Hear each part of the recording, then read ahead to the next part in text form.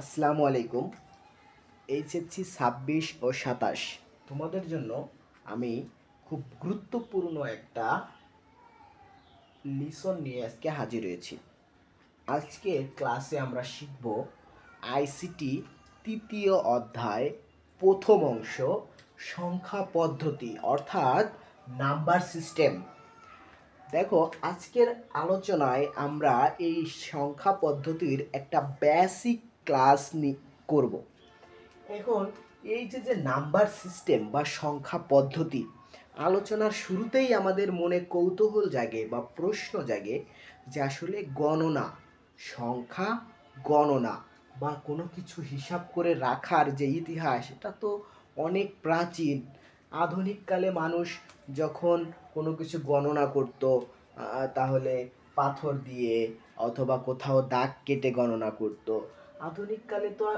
আধুনিককালে এসে আমরা দেখতেছি যে সংখ্যা পদ্ধতি বা এই গণনা পদ্ধতির একটা ব্যাপক পরিবর্তন সাধিত হয়েছে।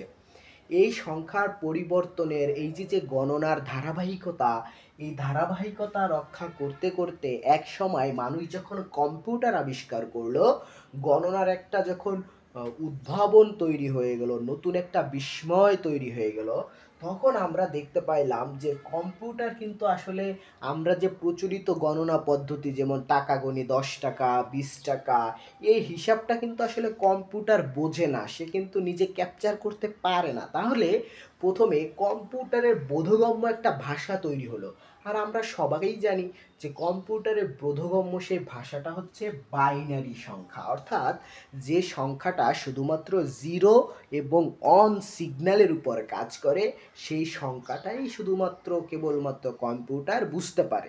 তাহলে কম্পিউটার যেহেতু বাইনারি সংখ্যার ভিত্তিতে কাজ করে, তাহলে এই বাইনারি সংখ্যা পদ্ধতির সাথে অন্যান্য যে সংখ্যা পদ্ধতির সম্পর্ক, সেই সম্পর্ক নিয়ে আসলে আমাদের এই প্রথম অংশটা নাম্বার সিস্টেম বা সংখ্যা পদ্ধতির অংশে আলোচনা করা হয়েছে। এই অধ্যায়ের প্রথমেই যদি আমরা একটু বুঝতে চাই, তাহলে সংখ্যা পদ্ধতি বা নাম্বার সিস্টেমের যে ভাগগুলো আছে, চারটা ভাগ, সংখ্যা পদ্ধতিকে আমরা চারটা ভাগে ভাগ করতে পারবো, অথবা সংখ্যা পদ্ধতিকে চার শ্রেণীতে ভাগ করা যায়। একটা হচ্ছে ডেসিমেল বা দশমিক, যে পদ্ধতিতে আমরা সচরাচর দৈনন্দিন জীবনে গোনা করি অথবা দৈনন্দিন জীবনে টাকা পয়সার হিসাব করি, সেটার নাম হচ্ছে ডেসিমেল বা দশমিক সংখ্যা পদ্ধতি। ২ নম্বরে আমরা দেখতে পাচ্ছি যেটা আছে সেটা হচ্ছে বাইনারি সংখ্যা পদ্ধতি, যে পদ্ধতিতে আসলে কম্পিউটার নিজের যাবতীয় কার্যকলাপ সম্পন্ন করতে পারে, সেটা হচ্ছে বাইনারি সংখ্যা পদ্ধতি। ৩ নম্বরে আমরা দেখতেছি অক্টাল সংখ্যা পদ্ধতি এবং ৪ নম্বর আছে আমরা দেখতেছি হেক্সাডেসিমেল সংখ্যা পদ্ধতি। তোমরা একটু যারা ইন্টারে প্রথম উঠবে তাদের জন্য এই জিনিসটা একটু মনে রাখতে হবে। প্রথমটা হচ্ছে ডেসিমেল বা দশমিক, নামটা একটু সুন্দর করে খেয়াল করবে। ডেসিমেল বা দশমিক সংখ্যা পদ্ধতি, বাইনারি সংখ্যা পদ্ধতি, ওয়াক্টাল এবং হেক্সাডেসিমেল, এই নামগুলো সুন্দর করে মনে রাখবে। এখন খেয়াল করো, এই যে একটা সংখ্যা পদ্ধতির নাম হচ্ছে ডেসিমেল, আর একটা সংখ্যা পদ্ধতির নাম হচ্ছে বাইনারি, আর একটা সংখ্যা পদ্ধতির নাম হচ্ছে ওয়াক্টাল, আর একটা সংখ্যা পদ্ধতির নাম হচ্ছে হেক্সাডেসিমেল। এই নামগুলো আসলে কিভাবে হলো বা এই নামগুলো করার যৌক্তিকতা কি? দেখো, এই নামগুলো করার যৌক্তিকতা বুঝতে হলে আমাকে আগে বুঝতে হবে সংখ্যা পদ্ধতির বেজ বা ভিত্তি কাকে বলে। সংখ্যা পদ্ধতির বেজ বা ভিত্তি বলতে ওই সংখ্যা পদ্ধতিতে আমি যে কয়টা প্রতীক বা যে কয়টা অঙ্ক ব্যবহার করব, সেই অঙ্কের সংখ্যাগুলোকে নির্দেশ করে। যেমন যেমন মনে করো আমরা যে বাইনারি সংখ্যা পদ্ধতি ব্যবহার করি, এই কম্পিউটারে বোধগম্য যে বাইনারি সংখ্যা পদ্ধতি আছে, এখানে শুধুমাত্র কয়টা অঙ্ক ব্যবহার করি আমরা বা কয়টা প্রতীক ব্যবহার করি, শুধুমাত্র 0 আর 1। তাহলে খেয়াল করো, বাইনারি কয়টা অঙ্ক নিয়ে কাজ করে? 0 আর 1, দুইটা অঙ্ক নিয়ে কাজ করে। তার মানে বাইনারি সংখ্যা পদ্ধতির ভিত্তি 2, কি বললাম ভাইয়া? বাইনারি সংখ্যা পদ্ধতির ভিত্তি কত? 2। কেন? কারণ বাইনারি সংখ্যা পদ্ধতি শুধুমাত্র দুইটা চলক নিয়ে কাজ করে, একটা হচ্ছে 0 আর একটা হচ্ছে 1।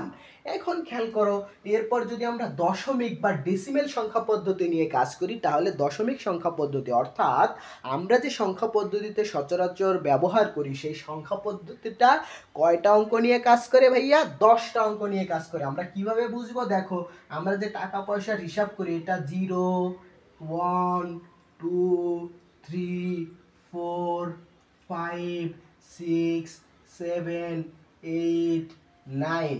এখানে কয়টা অঙ্ক আছে দেখো? 1, 2, 3, 4, 5, 6, 7, 8, 9, 10। 10টা অঙ্ক আছে। এই 10টা অঙ্ক ব্যবহার করে আমরা কিন্তু আমাদের দৈনন্দিন জীবনের সব ধরনের প্রয়োজনীয় হিসাব করতে পারি।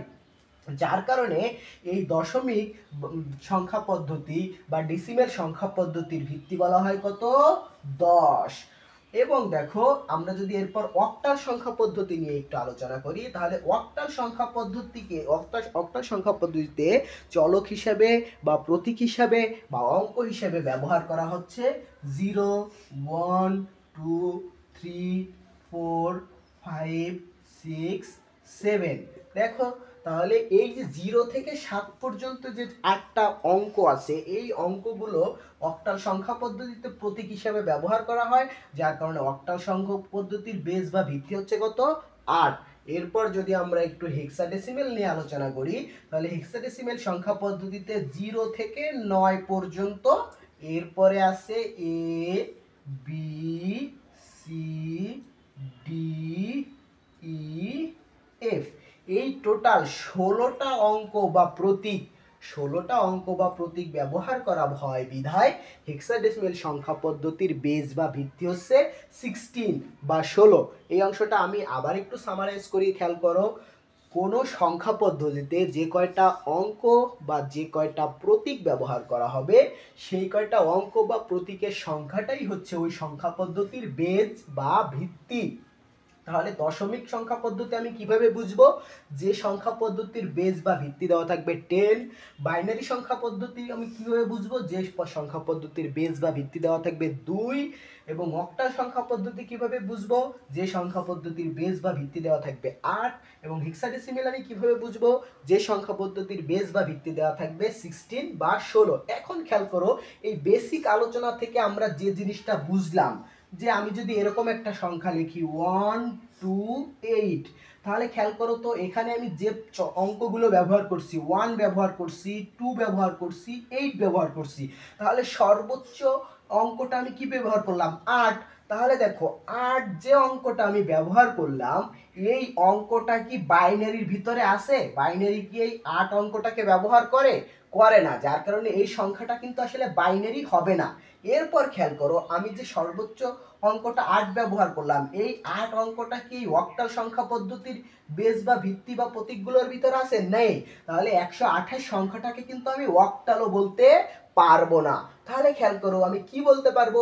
আমরা যে দশমিক সংখ্যা পদ্ধতির যে বেস বা ভিত্তিগুলো নিয়েছি, সেগুলোর ভিতর কি আমরা দেখতে পাচ্ছি প্রতীক হিসেবে 8 আছে, যার কারণে সর্বোচ্চ অঙ্কটা যেহেতু 8, প্রতীকটা যেহেতু ডেসিমেল বা দশমিকের ভিতর আছে, তার মানে 128কে আমরা দশমিক সংখ্যা পদ্ধতিও বলতে পারবো।